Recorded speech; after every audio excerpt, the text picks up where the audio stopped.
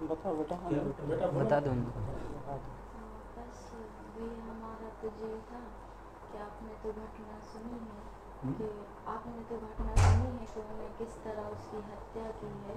मेरी माँ को निर्वस्त्र करके मारा गया है। मेरे साथ भी उन्होंने बदतमीजी की है। तो अभी तक जो है इंसाफ नहीं मिला है। उसमें ना तो उनके घर गिरवाए गए, उनके मकान पे अभी तक कहाँ वो लोग चली है।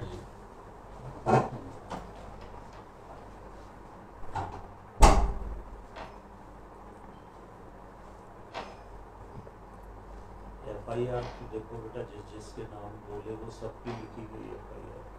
ऐसा तो है नहीं कि जो नाम बोले वो FIR नहीं लिखी गई।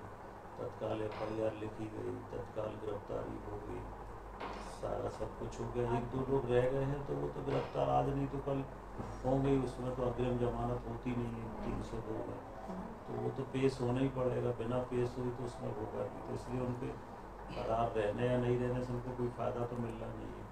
वो पेश होंगे तभी उसके बाद कुछ होगा। 302 में तो जमानत होती नहीं, ये तो आप भी जानती हो। तो 302 में जमानत नहीं होती, तो जमानत तो होगी नहीं। रहा मकान का सवाल, तो मकान अगर अतिक्रमण में होगा तो जरूर गिरेगा।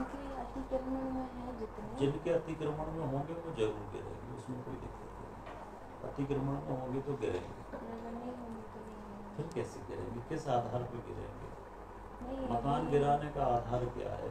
ऐसे तो रोज झगड़े होते हैं, रोज मर्डर होते हैं। तो ऐसे मर्डर में मकान गिराने का कहाँ नियम है? कौन से कानून में आप तो ला कर रहे हैं? कौन से कानून में लिखा कि मकान गिराए?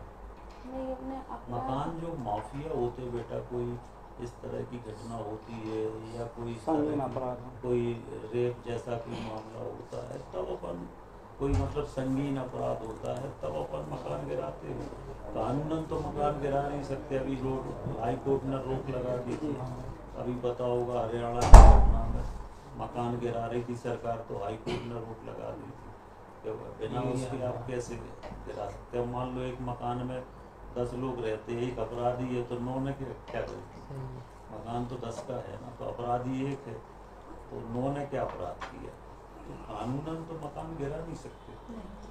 कानूनन तभी गिरा सकते जब अतिक्रमण हो, तब बिल्कुल किसी का भी गिरा सकते। वो तो कभी भी गिरा सकते, किसी का भी गिरा सकते।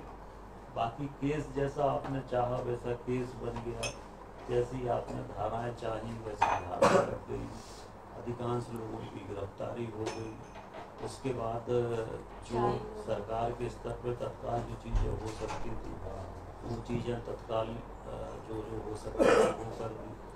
फिर उसी दिन हमारी मुख्यमंत्री जी से बात हुई थी, तो उन्होंने कहा कि अपन 10 लाख रुपये वो नौकरी दे देंगे बच्ची को। तो अब इससे ज़्यादा और सरकार क्या करेगी? घटना हुई है, अब वो घटना तो हुई है, ये बात सही है, दुखद है। किसी की भी मृत्यु हो तो दुखद तो होती ही है, पर अब सरकार उसके बाद जो कर सकती वही तो करेगी। उसके अलावा सरकार क्या करेगी? अब घटना हो गई तो उसमें उस समय सरकार क्या करती? घटना तो